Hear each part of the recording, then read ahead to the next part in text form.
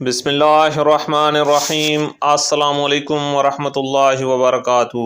میری پیاری بہنوں، آج کا وظیفہ رمضان المبارک مہینے کا بہت ہی خاص وظیفہ ہے۔ اس وظیفہ کی برکت سے انشاءاللہ آپ کا شوہر آپ کے سامنے سارا سال ہاتھ باندھے کھڑا رہے گا، آپ کے سامنے بولنے تک کی ہمت نہ کرے گا۔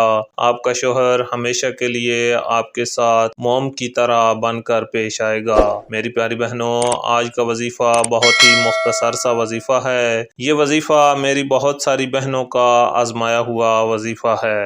اس وظیفہ کو میری جس بہن نے بھی رمضان المبارک کے بابرکت مہینے میں ایک بار مکمل کیا ہے تو اس وظیفہ نے پھر پورا سال اس بہن کے شوہر نے اپنی بیوی کی خدمت کی ہے۔ میری پیاری بہنوں، وظیفہ کوئی لمبا چوڑا وظیفہ نہیں ہے بلکہ صرف اور صرف ایک چھوٹی سی آیت کریمہ کا وظیفہ ہے۔ اس وظیفہ کے رزلٹ سے آپ خود حیران ہو جائیں گی۔ میری پیاری بہنوں، وظیفہ بتانے سے پہلے ایک بات ضرور یاد رکھیں، اگر آپ اس وظیفہ سے 100% رزلٹ حاصل کرنا چاہتی ہیں تو آپ نے اس وظیفہ کا طریقہ کار اچھے سے سمجھنا ہے تاکہ وظیفہ کرتے وقت آپ سے کسی بھی قسم کی کوئی غلطی نہ ہو اور آپ کو وظیفہ کا پورا فائدہ حاصل ہو۔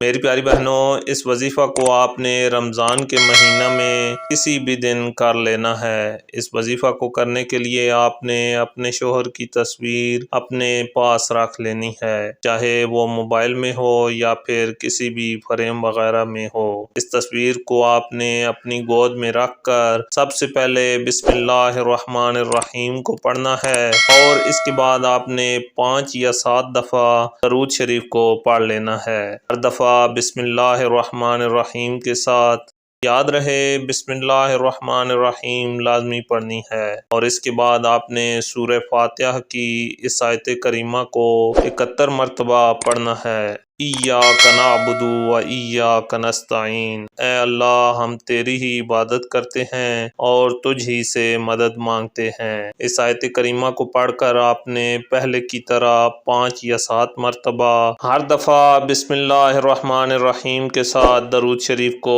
پڑھ لینا ہے، اور اس کے بعد آپ نے یا ودود کو 101 دفعہ اپنے شوہر کے سینے پر ہاتھ رکھ کر پڑھنا ہے۔ یہ سب کچھ پڑھ کر آپ نے اپنے رب کے حضور حضرت محمد صلی اللہ علیہ وآلہ وسلم کا واسطہ دے کر آپ نے اللہ تعالیٰ سے دعا مانگنی ہے۔ دعا سچے دل سے مانگنی ہے، انشاءاللہ آپ کا شوہر آپ کی ہر بات مانے گا، آپ سے بے انتہا پیار کرے گا، کبھی بھی آپ کو دھوکہ نہ دے گا۔ اللہ تعالیٰ آپ تمام بہنوں کو اپنے گھروں میں خوش رکھے۔ اسی کے ساتھ آپ سے اجازت چاہتا ہوں، اپنی دعاؤں میں یاد رکھیے گا۔ اللہ حافظ۔